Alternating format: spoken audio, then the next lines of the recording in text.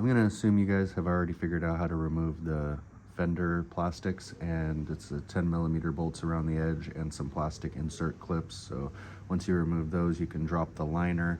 I just set it on top of the tire just to keep any of the shavings off the tire and out of the center hub of the rim. So next, you're gonna put your plastic fender back up here just to reference it, just to set it down. What we're gonna wanna do is we're gonna wanna mark up, because we're gonna be following just inside of this line right here. So I just put a small reference line right there.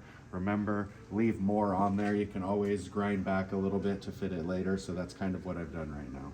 So from here, we're gonna go ahead and set our plastic back down.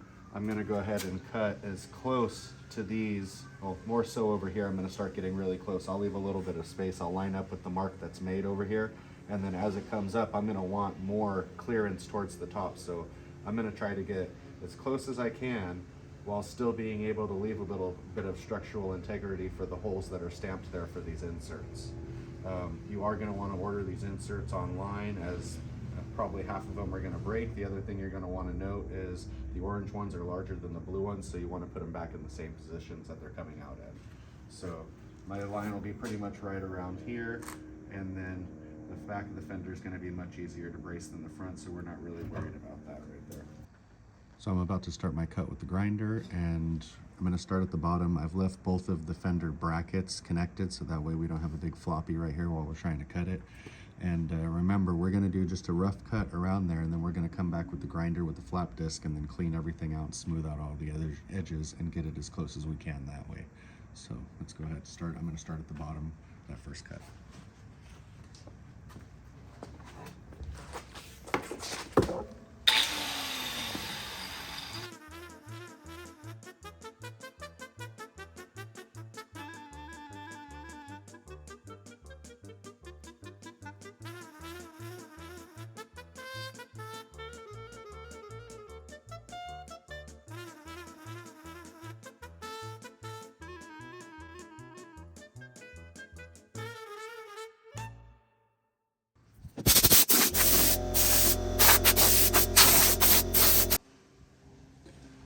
Cool. So we took the fender out with the brackets. We're not going to be using those brackets anymore. We're going to make some new brackets to fit exactly how we want the fenders to look. Instead of trying to play with getting those to fit in there and manipulating stuff and leaving chunks of metal leaving around, that's not going to look so appealing when you get up close. I'm going to go ahead with the air grinder, blend all these out right here, get this area a little bit closer to, shape it to where I want it to be. Again, we want to get this profile as high as we can, as close to the square holes for these inserts. By doing that, then we can adjust the outer plastic fender. It will overhang it a little bit, and we can adjust that to exactly where we want it to be. But once this is all cleaned up, you're going to go ahead and do that. We're going to put a little layer of paint on the edge of it, just so that way it doesn't rust over.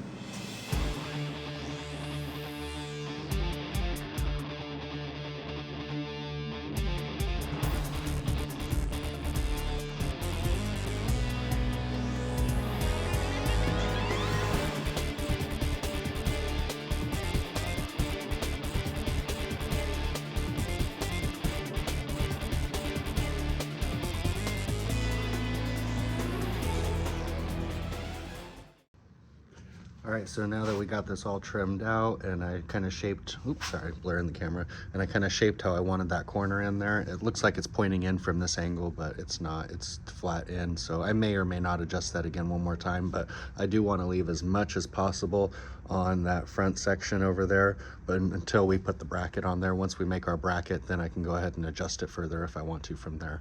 So now what I'm going to do is I'm going to go ahead and replace the ones that are broken, the clip connectors, and then once those are put in, I'm going to pop the outer fender back in there, and I want to do the rest of this cutting while the fender's on the truck. It's just going to make it easier to work on. Here I'm using the cutoff wheel on the grinder to just go ahead and bury it in there and get a quick cut on all this all the way through. Notice I'm leaving plenty of plastic on there, and I would rather just use the flap disc to slowly edge all the way through and get to my final desired look of how I want this plastic trim to be. So take your time. There's no rush on this stuff, guys.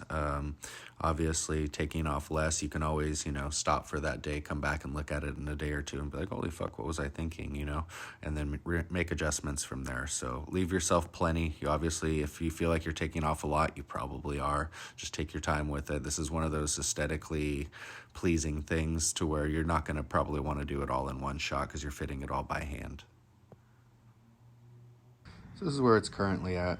I'm probably going to spend some more time just over the next few days slowly hand working the edges and getting everything perfectly smooth. It's not exactly where I want it right now, but it's good enough for the purpose of this video to get the concept down. Everybody's tolerance for what is acceptable to them is going to be a little bit different.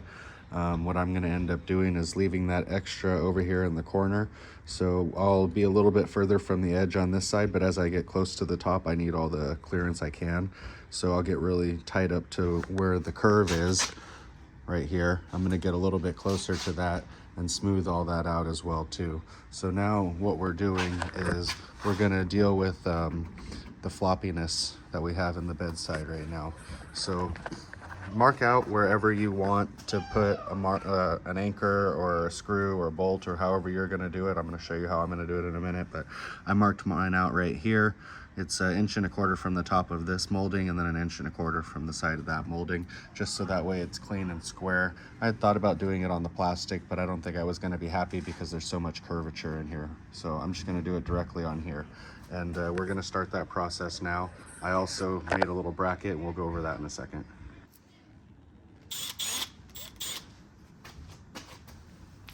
I'm gonna go right onto my mark. I'm going to use my hand to back up the back of it, make sure that I'm not going to drill through my own hand. And start it very slowly right here to make sure that I set the groove that it's going to continue to follow through. Make sure it's not walking around right now.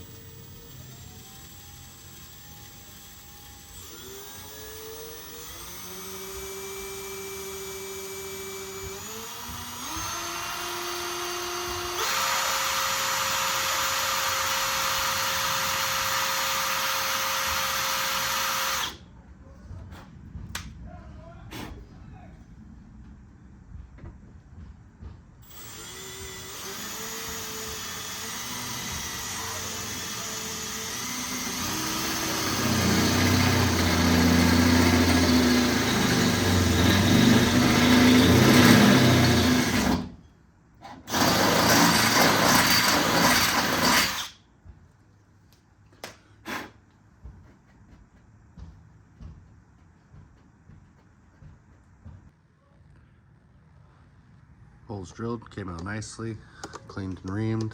Now we're gonna come into the inside. You're gonna see where the old bracket was mounting. They're gonna have these insert nuts that are in here. To where I wanted the hole, this is actually behind that, and I thought it would look kind of funny if the bracket was going that far backwards. So there is another little support right here in the bed. I'm gonna drill into that and then have it come so it's more of a straight fit, and it'll be farther away from the tire as well, so I won't have to worry about clearance as much with it. The other thing to think about, or on this one, if anyone's noticing, my rear bumper comes right here and has a place almost where it could perfectly mount to here. I didn't want to mount it to the bumper because sometimes the bed flexes, so I wanted to keep it mounted to the bed since that's how it's originally designed from the factory. So what I did was I took a piece of 1/2 inch EMT, electrical EMT, and I bent it to exactly how I needed it. This is very cheap. It's available at any hardware store. I have a press. I used a vise just to make sure that I could recommend that everyone could work with this material. And so what I did was I measured my distance in there, and then whatever my distance was between the two surfaces, I just went ahead and added 1.5 inches to each side, so that way I could flatten it out and then fit it into there. So that's gonna get mounted right up into here. It's gonna look pretty clean and nice and tucked in, and I got some nice little hardware to fit in there. So let me go ahead and get that fit, and you can see how it goes.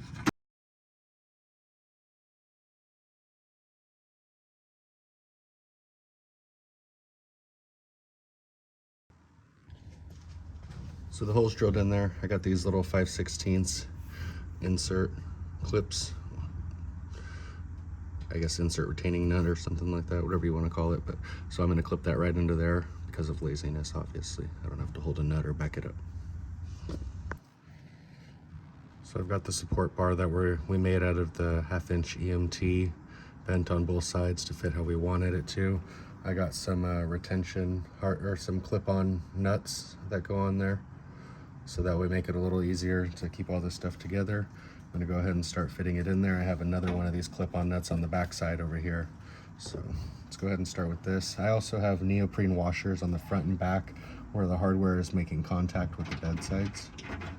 So prevent any issues or any noise or anything like that also. So I'm just gonna get this hand started and then slide under here and fit the other side in. You know what I forgot to do is I forgot to put Loctite on it, so I'll fit this side in. Oops.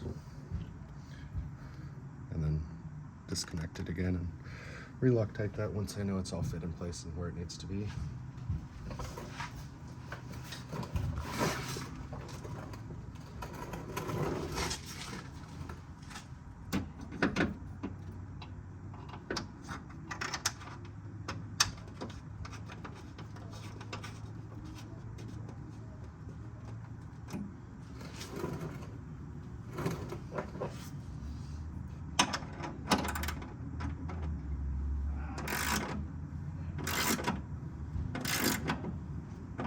So right now I'm just kind of watching to see if when I'm tightening this, if it's moving the bedside or anything like that I need to be aware of. See a small amount of play in it, but that's just mainly from me cranking on it, I'm sure. So it's plenty snug right now. I'm gonna go ahead and separate this and then re-Loctite it. Finished product on the fender trim and the rear fender brackets.